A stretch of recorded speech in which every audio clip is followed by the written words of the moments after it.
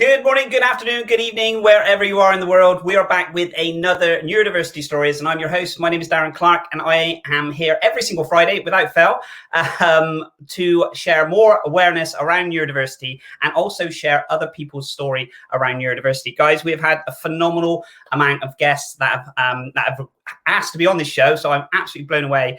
We have a huge list of people that are waiting to come on, and we've had an incredible amount of fantastic guests that have been on this show as well. And we have another phenomenal guest. He's a real great friend of mine with Kieren, Windsor, and he's going to be sharing his take really and his experience on the educational system, and also as well as his experience of his son with the ADHD. So I'm going to be welcoming Kieren very, very shortly. But why are we here and why do I do this? As I mentioned before, I'm a global neurodiversity consultant, and my objective really is to spread more awareness around neurodiversity, to hear people's story, and ultimately to have you guys share your stories as well. So, guys, if you are tuning in live, just let us know again where you're tuning in from. I'm just again amazed how far this stretches out to Kenya. We had Malawi, we had Australia, over in America as well. So please feel free to pop who you are and where you're tuning in from in the comments. It's always great to hear. And also feel free to connect with anyone else that's obviously put in the comments as well. So guys, like I said, we're going to have another fantastic show today. This again, obviously, I just would like to give a big shout out to our sponsor, Scanning Pens, and please check this out.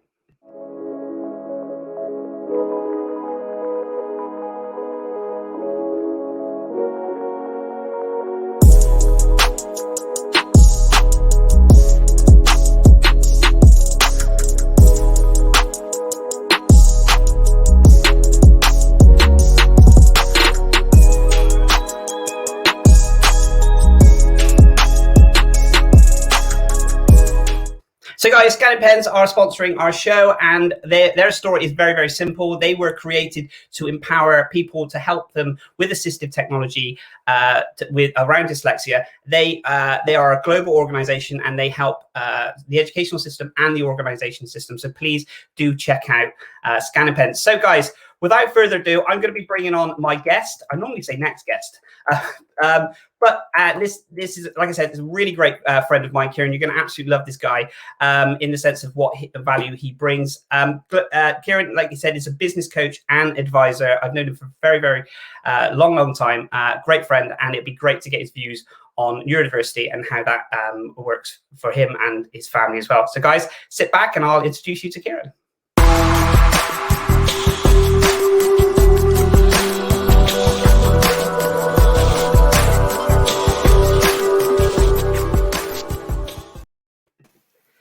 Good morning, Kieren. How are you doing, my friend? Morning. I am very well, mate. Very well indeed. Lovely to be here. Thanks for the build-up. I was going to do it for about another 8 to 10 hours, but I thought I'd just leave it as a couple of minutes. I was going to, a 5-page bio. Just read through it. Kieren, as I only really kind of briefly kind of mentioned, although you don't work primarily in the the neurodiversity kind of sector, so to speak, I mean, I'm sure with people that you kind of mentor and kind of work with, I'm sure there's an element of crossing paths. But it would be really great to kind of just for you to kind of introduce yourself and just kind of tell people a little bit about you and what you do, and then we can kind of go into the other parts as well. So please feel free to let people know who you are. Yeah, thank you. So yeah, my name's Kieren, and I currently work as a coach consultant with a company called Business Builder, and I work with predominantly professionals and other service providers to help them grow their businesses. And that's really about sort of finding clarity about their position and focus on the future and confidence to go and deliver that. So, for me, it's very much about the personalities and motivations and aspirations of individuals. And that's really always fascinated me is the people that we come into contact with every day. And of course, the nuances that we all have, which makes it such a beautiful place to be. Absolutely. And I guess, with regards to, I mean, when we say you don't work in the kind of neurodiverse kind of sector, I mean, I think, you know, we all collectively kind of work in that sector, you know, realistically, because, you know, working with people, working with one client one day could be different to, you know, the different needs and stuff could be on the other aspects as well. The reason I brought you on here, Kieren, is just to kind of get your view on the kind of your experiences with neurodiversity and kind of and we're kind of, it'd be great to kind of talk about that and, you know, the educational system and how it's kind of structured and you know, moved from experiences. So you have is it a son and a nephew with ADHD? Yeah. Is that correct?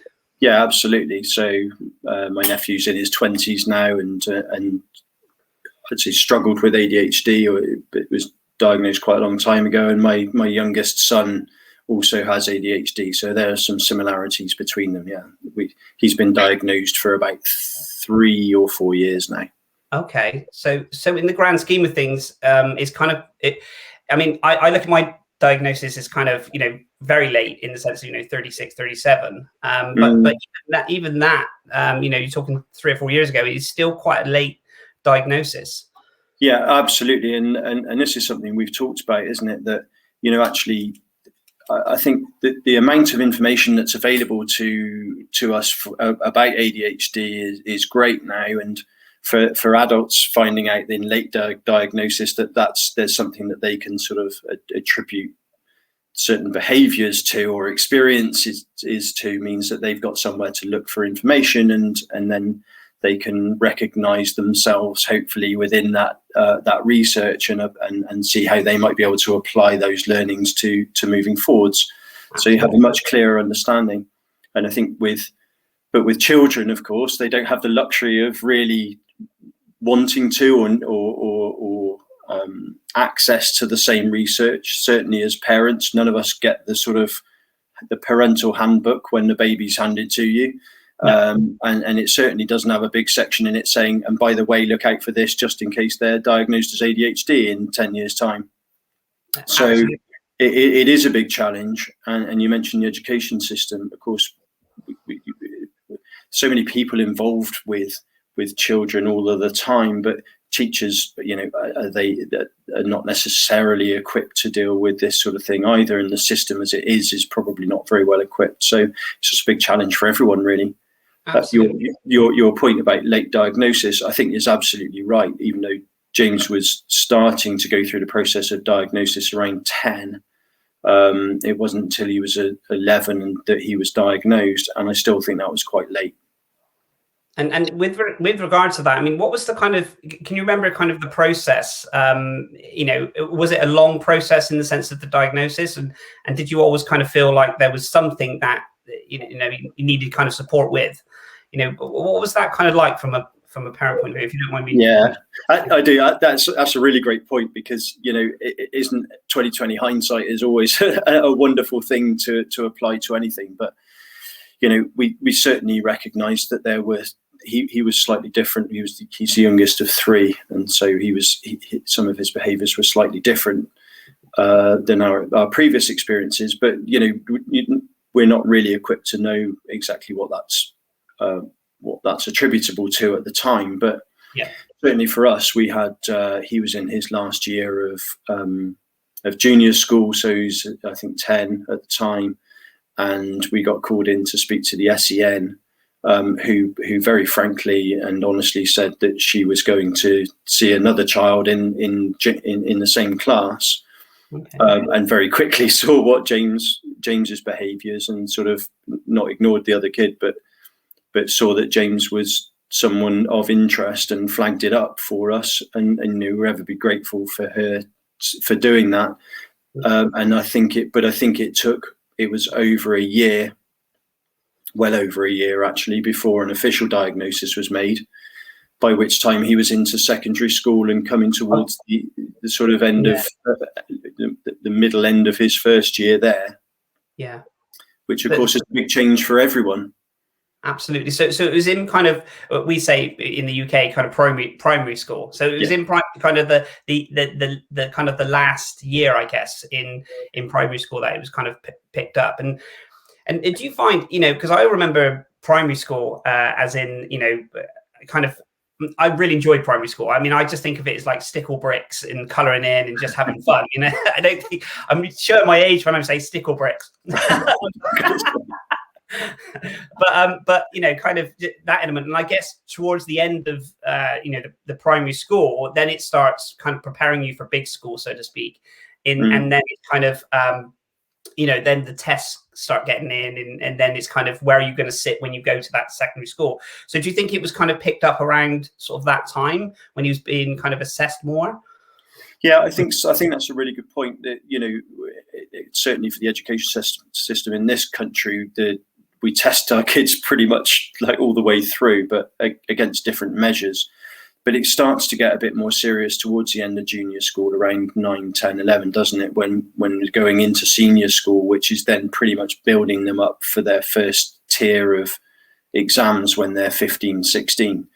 And of course, the significant difference is that they go from being sort of top of the hill, if you like, as being the biggest kids in the school, in quite a big school, actually, and everyone's younger than them, to flipping that into being very much the youngest, their pre sort of growth spurt and their pre-maturity, and being around kids that are 15, 16, and certainly around here, the school that James originally went to has got sixth form as well. So, you know, quite a daunting situation for anyone at that age. But it's, I mean, you know, you kind of remember, you know, roughly kind of what school was like, you know, and then obviously then you relive it through your, you know, your children's eyes. But it is, I mean, it's such that step from, you know, primary school, so kind of your first school to your second school, you don't realize how much of a pressure that is. I mean, it's not just educational side, it's, you know, peer pressure, there's so many elements that are kind of, you know, that you need that confidence for. And I guess if you then, as soon as you hit that kind of big school, so to speak, your secondary education, you are then kind of tested in the sense of, you know, what class you sit in, whether you're, and then obviously that isolation away from your friends that you say, you know, that you went with your primary school into your secondary school. There's so many moving parts, you know, for a child to have that. And then you put the kind of the neurodiverse element to it as well. It can be incredibly overwhelming.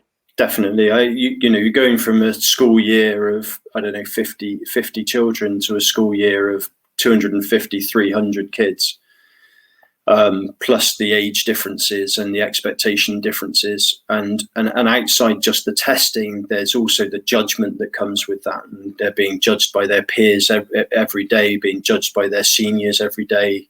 You know, everyone judges each other. It's a natural trait, although, you know, it'd be nice if we didn't, but we do. And of course, the people that believe that we're being judged the most is ourselves. You know, even if other people aren't judging us, we think we're being judged. So it's a really pivotal time. And one of the things that's clear to me is that, you know, none of us really like change. I think it's rare for me to come across people who really embrace big change, and it's something you talk about with clients quite a lot.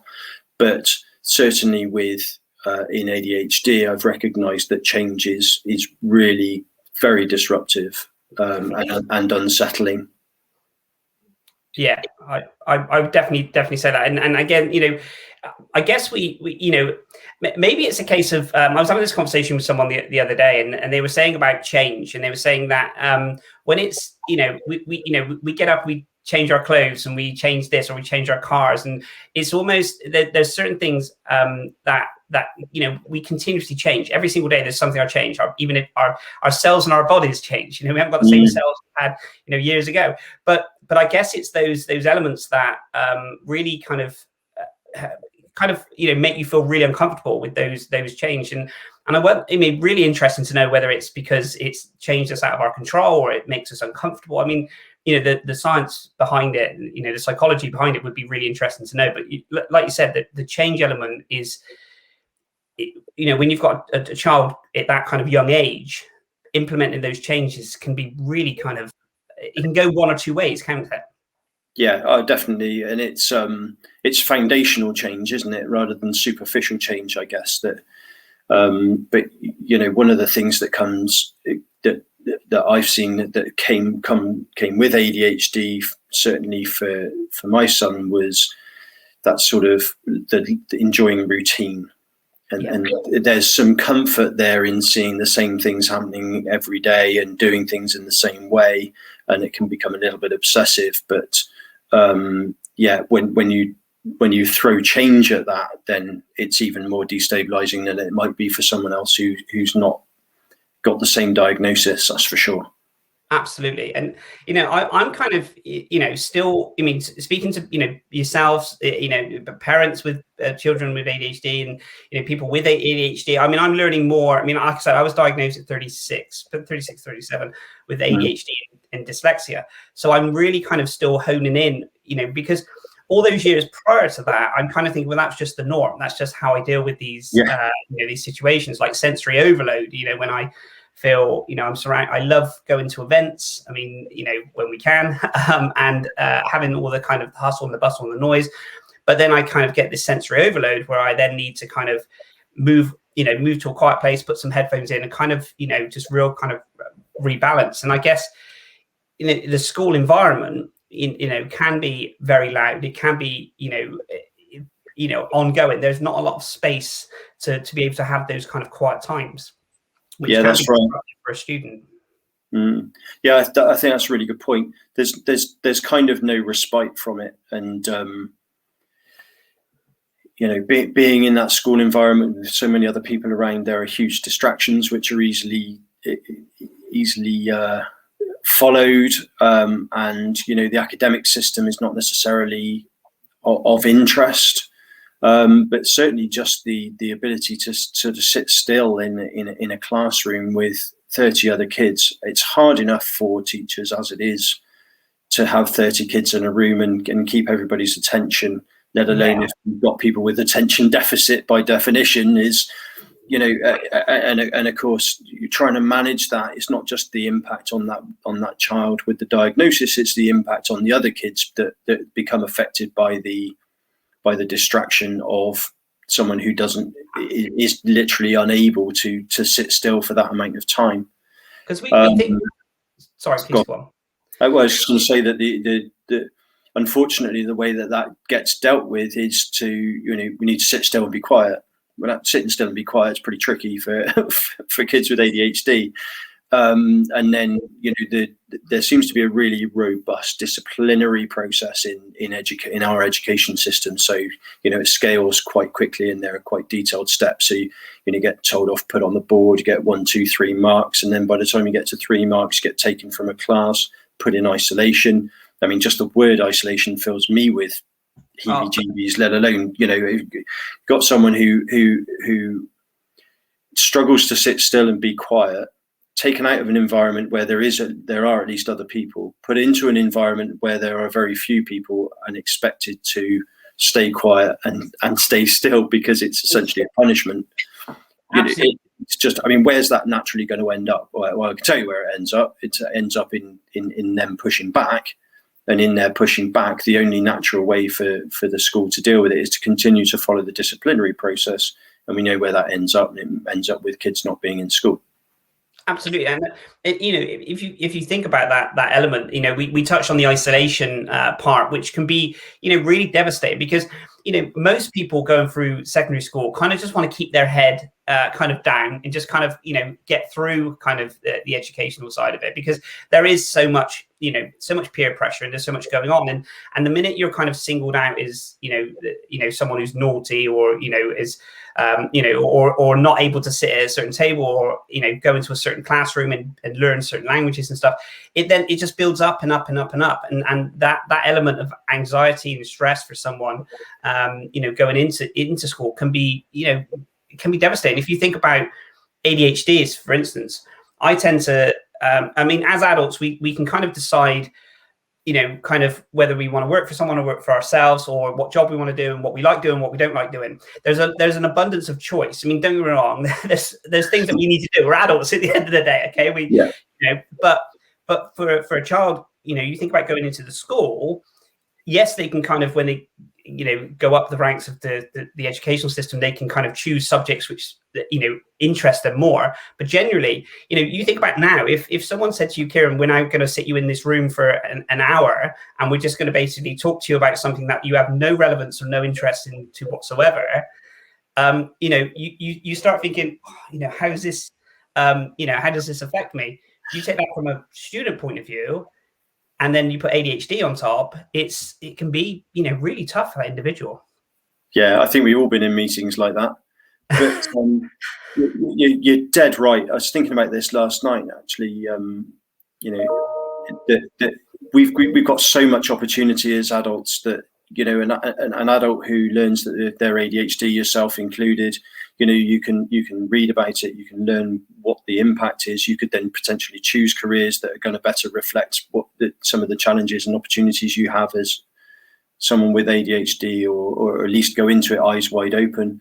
And you're dead right. If I don't like sitting behind a desk, I'm going to go and work in a trade. And if I don't like working in a trade, I might go into hospitality. And they're all completely significantly different worlds in which everyone ought to be able to find an environment in which they can flourish and enjoy and find some fulfillment from their careers. And I would argue if you don't feel that, then you might be in the wrong one. For kids that are going through quite an antiquated, archaic education system, where's their choice? Okay, well, you get to choose between sort of geography or history. Well, as a binary choice, especially for someone with ADHD, that's not much of a choice. And so you're dead right. They can't choose to go to a different school that teaches in a different way, or choose to go through a different curriculum or whatever. And I know that there are certain changes that have been made, but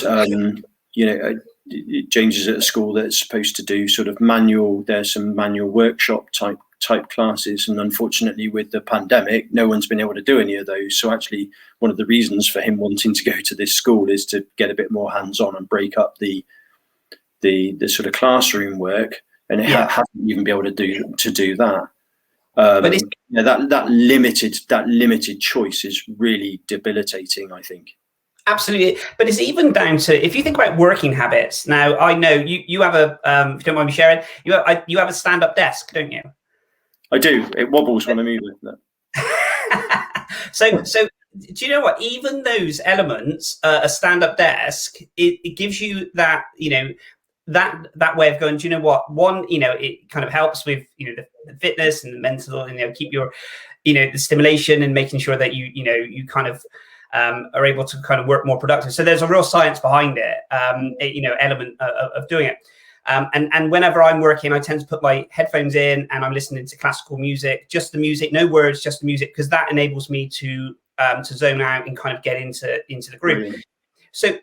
So we find our own ways of working. But if for instance, there are some amazing schools out there that are doing some fantastic stuff and they're helping understanding this element, but isn't it like the two of us are finding our ways to be able to do our jobs, in a certain way? Stand-up desk, there's, other loads of stuff that we do is work. We do, if you think about work as such, the workplaces you work with and the organizations you work with, they talk about wellness, and having a wellness space in their office, and meditation, and, working for short amounts of time, and then, breaking, and then resting, and then coming back. Do you see what I mean? There's so many, if you think from a work point of view, there's so much variety that we can do now to help the employer, employment side of it. But it's the school system can, like you say, can feel a little bit archaic in the way that we structured. We're sat down, you're at a desk, you come in at a certain time, you perform, and then you're graded, and then so on. Just my thought on it. Yeah, I completely agree. And I think, again, pandemic has highlighted this, hasn't it, with flexible working, and we're working remotely and other things. Actually, because of the extended amount of time that it's been in place, we're seeing that, it doesn't suit everybody to be forced to work from home when not to go into the office, much as it probably doesn't suit everybody to be forced to work in an office if that doesn't suit them.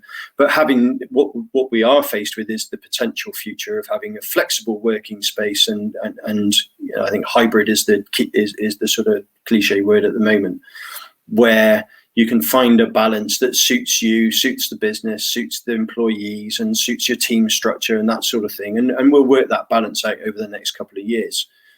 But if you can have that environment in a working space that's commercially led in the private sector, and people are trying to make profit, and they can, and those businesses can understand the opportunities and benefits that flexible working offers their employees, and the increases in productivity, let's not forget that they see as a result of having happy, content, and well looked after employees. There's absolutely no reason that can't be adopted into the school system to help all kids. Forget whether they've got ADHD or not. It's just provide them with a learning environment in which they can best do what the outcome driver is for the education system, which is to educate them. Absolutely. But just trying to force people into this really narrowing view of what normal looks like, and only having a system that conforms to that, just doesn't seem to be a very healthy way to bring our kids through. And let's face it, they will inevitably spend a large portion of their adulthood coming to terms with that experience. And overcoming it, in which is one of the most upsetting things is I want, as we all do, want our kids to be happy. Absolutely. But it almost feels a bit tortuous forcing him to go into a place that just doesn't have the facilities or the ability to be flexible enough to support him. And allow him a happy environment to do some successful learning, which I've no doubt he would. Bright kid. Absolutely. I'm just gonna bring up a couple of comments on here. We've got Catherine says school system is currently discriminatory, needs review. Apologies. Yeah, absolutely. There we go. Thank you so much for sharing that. I just want to bring up Kerry Leo. Dead on, by the way. What was that? Sorry. I think that's absolutely dead on. I think it does discriminate. And just to highlight that point, Catherine, I know we can't talk to each other, but actually, one of the examples I've used with the school is if you had a child who had a nervous tic, and he or she is sitting in a class, and that tic is disrupting the class, and you would a teacher, with all reasonableness, ask them to stop doing it? I just don't think they would or could. I think that would be discriminatory.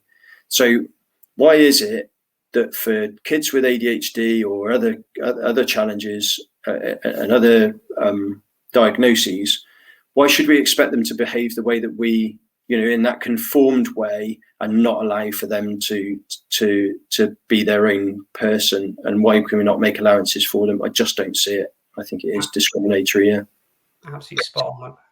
I'll just bring up Kerry Leo said schools should help students learn how they learn best as part of the process of educating the whole child. How do we learn that works best for us, like music or stand-up desks, as we mentioned? Imagine if we help children learn that earlier about themselves. Kerry, absolutely spot on. And I know, Kieren and myself touched on the elements of the stand-up desk, the time out, the meditation, all these different elements. And I don't think it's purely, if you think, I think one of the hardest jobs out there, amongst the hardest jobs out there is being a teacher. It's an incredibly difficult job to do, incredibly rewarding. And I just got so much empathy for the job and the role that they have to do. But again, obviously, they're in a system that is kind of taught to them to actually, teach in a certain way. And there are, like I said, there are some incredible things that they do within the schools, especially, the dyslexia schools that I've been kind of working with, the, incredible kind of innovative ways of working. But like you said, Kieren, it does need to be something that is not just for dyslexics and neurodiverse, but for as a whole, to kind of just understand the whole kind of educational side of it of how we work. I completely agree. And, the teachers that I've dealt with in the main have been incredibly supportive. They're always looking to try and bend the system, push the boundaries of the system in whatever way they possibly can to help James. And there's never been a question that James is best interests have been at the heart of what they're trying to do. I think they're working in a defunct system that doesn't allow them to do anything of any even common sense that they know would help. And they're limited by finance, they're limited by the tools that they have, by the numbers of people that they have in support for them. It's really, I mean, it's like giving someone, I don't know, kind of a hammer and nail and telling them to go and build a house with it. It's just, it's just not possible. But if you want to hammer a nail into a wall, it's perfect. But anything other than that, it doesn't work. And the biggest thing for me, Darren, is that within all of this is the psychological impact on the kids that are coming through the system. And forget their education. We just surely want our kids to come out of education being happy and rounded people who understand values and want to go and enjoy their lives and embrace it. And whether you've got 9 GCSEs or none, people prove this all the time, that education doesn't prevent success. And actually, if they were educated in a more holistic way, that might encourage or embrace them the opportunity to have more success. But the psychological impact is, I think, massive. That, like I said, I used the word tortuous earlier on. If you're putting someone into an environment that they don't enjoy, that they can't possibly flourish in, and no one else around them can help, there's only going to be a negative experience there. And if that's consistent and repeated over and over and over again, what do we expect the outcome to be? Well, I know that the outcome is poor mental health. It just is. It's a traumatic experience. I mean, if we think about the educational system, and for me, as you know, the educational system, I kind of left without any qualifications, and then you're then thrown into the real world, I so to speak, the working place. And it wasn't until kind of a couple of years, about 6-7 years ago, I started working with the educational system, within the schools.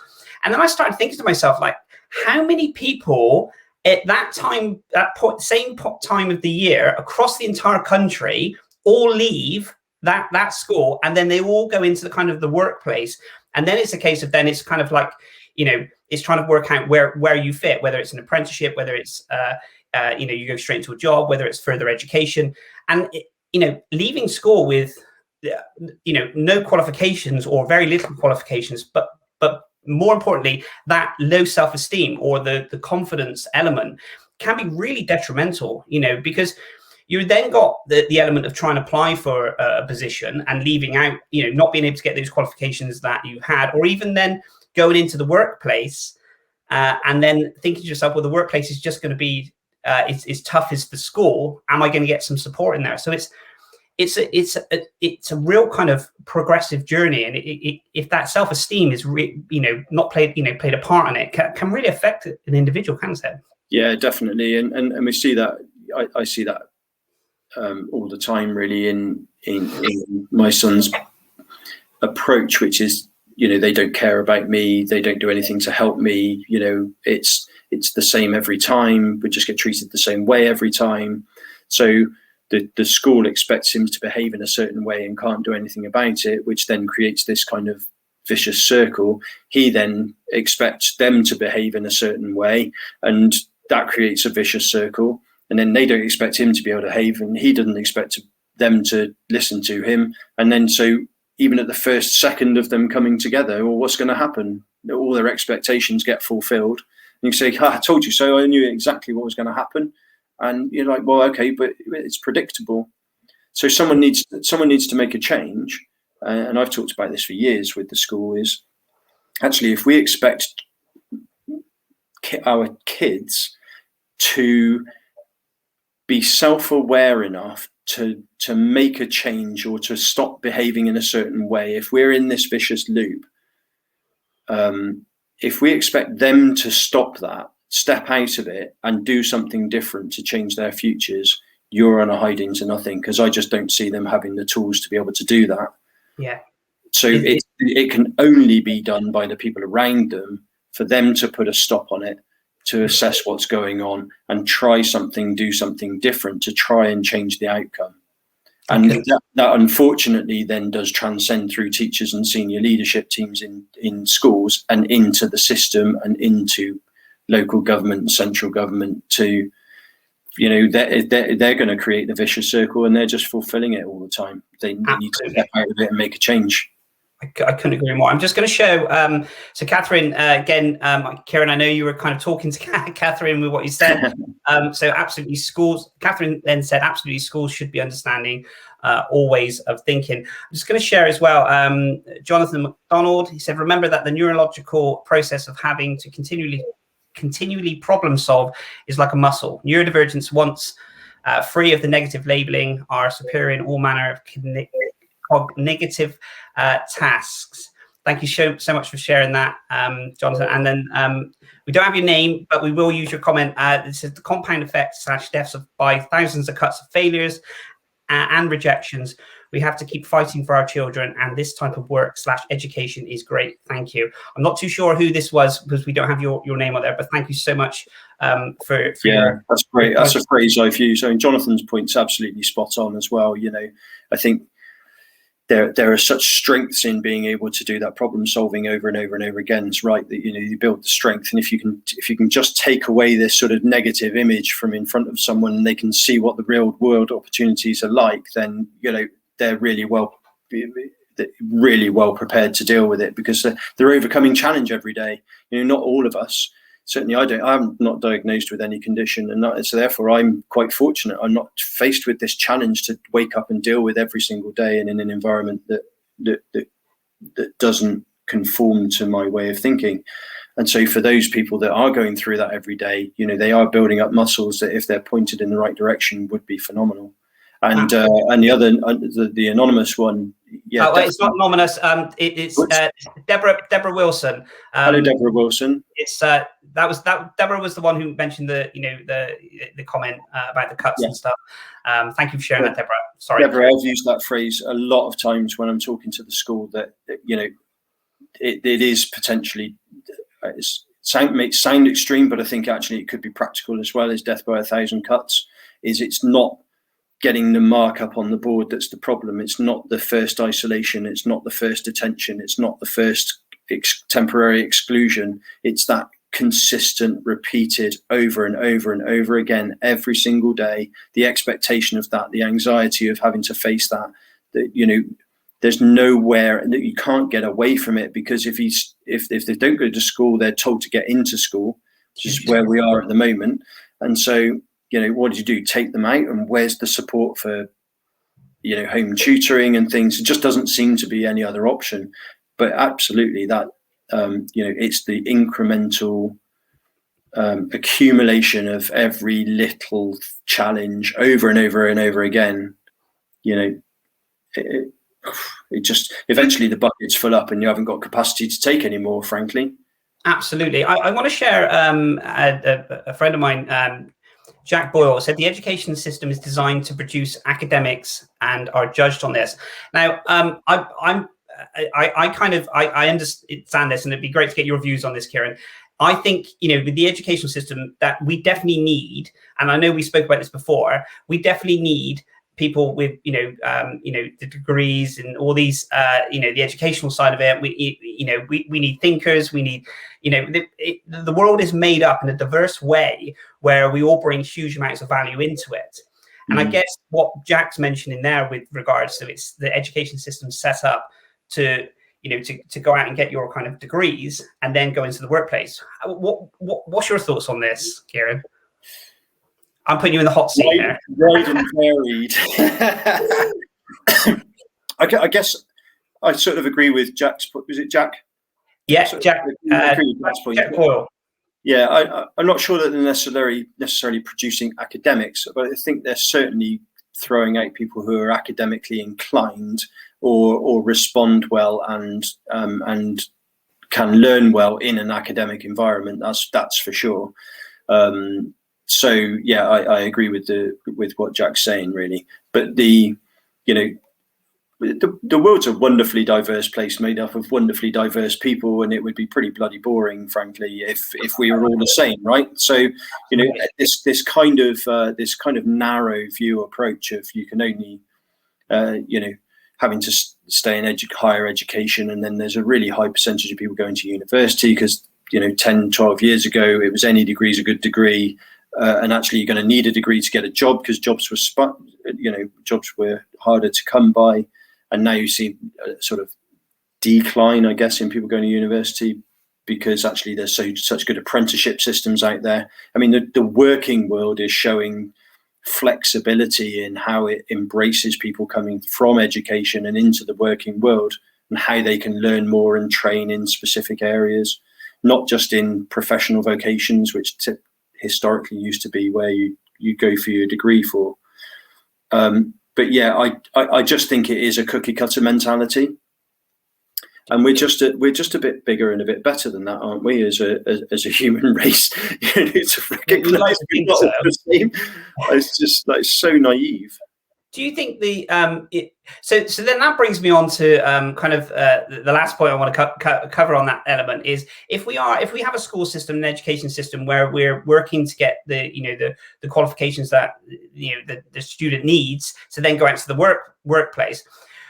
If you think about the workplace in its entirety, the process of the application process that someone would have to go through, there's still that element of being able to, if you think about, I would, when I kind of worked in retail, I kind of got as high as I could get. And then I was actively told that I couldn't go any further, even though I got to quite a very senior level, I couldn't go any further because I didn't have the qualifications that if I was applying for that role, you would need, despite the fact of the 10, 11 years and hundreds of stores and hundreds of staff and millions of pounds that you made for that one statement of you needed a degree or something in that to get that position. There's still this element within the workplace, isn't there? Of the application. Utter nonsense, isn't it? I mean, it's just there are a lot of words that spring to mind to describe that, Darren, none of which I'm going to say on LinkedIn. It's just nonsense, isn't it? It's each on everyone's abilities. When I talk to clients now about not recruiting for skills, but not recruiting for sort of qualifications and things, but recruiting on values and personality and soft skills. And of course, we just know that we spend all of our lives building soft skills, and sometimes we employ coaches to help us with that, and trainers to help us with that. Mentors are always around us. We're learning this stuff all the time, and actually, there doesn't seem to be an environment where that is recognised as something of value for kids leaving. Now, of course, they do learn that through families and their friendship interactions and that sort of thing. But I think it's easy to ignore the negative impact of the education system. If I said to you, "Are you happy?" and you said, "No, not really." If you're not happy at work, it would be naive of me to think that you not being happy at work couldn't infiltrate your home life and affect your friendships and your family life, right? Absolutely. So if you're unhappy at school, of course, it's going to affect your family life and your friendship groups and how you behave, because it's a really significant part of your life. Hugely. All of these expectations and pressures on you to achieve, to behave in a certain way. Absolutely. So, I just think it's completely naive. Just teach them soft skills, and that's, put them on team building days and, doing that sort of stuff. It just makes such a huge difference. Absolutely, my friend. And like I said, there's amazing stuff that's going on in the workplace. And again, obviously there's still loads to be done within that side of it. And again, obviously in the educational side, but hopefully, with talks like this and the amazing work that, people are doing around the globe are starting to make a bit of a shift in a difference in that. And, I want to thank you massively. We're coming up to time now, Kieren, and I want to say, I know how busy you are, my friend, and I just want to say a massive thank you for coming onto the stories. It's been absolutely brilliant. I could talk to you for hours and hours. We do. But Kieren, if anyone wants to kind of get hold of you, how can they get in contact with you? Yeah, that's kind of you. Thanks. And I love talking to you as well. We're good mates, and this is a topic we're both passionate about. So it would be days, not hours, I reckon. Yeah, so the easiest place to find me is on LinkedIn. So as long as you spell my name properly, you'll find me. But yeah. You know what? I struggle with that all the time. Yeah. I'm like this. Try to put your name in, but I think if you can make a good hash of the first part, you'll probably find me. So that's where anyone would find me. Fantastic. And Kieren, I want to say a massive thank you for coming on to the stories. And again, I really appreciate your time, and I will see you very soon. Cheers. You're more than welcome. Lovely to see you. Thank you.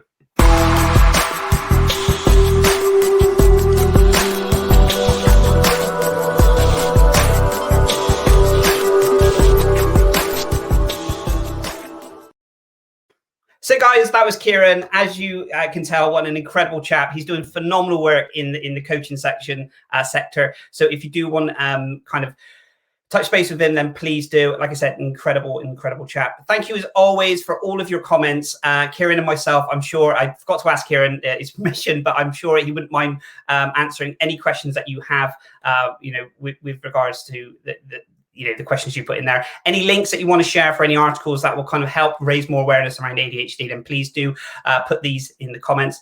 We will be back next Friday with another incredible guest to share more stories around neurodiversity. And guys, if you would like to be on Neurodiversity Stories, then please do get in touch. We are looking for more and more people to spread more and more awareness. So thank you as always, guys, for tuning in, and we'll see you soon. Take care. Cheers. Bye-bye.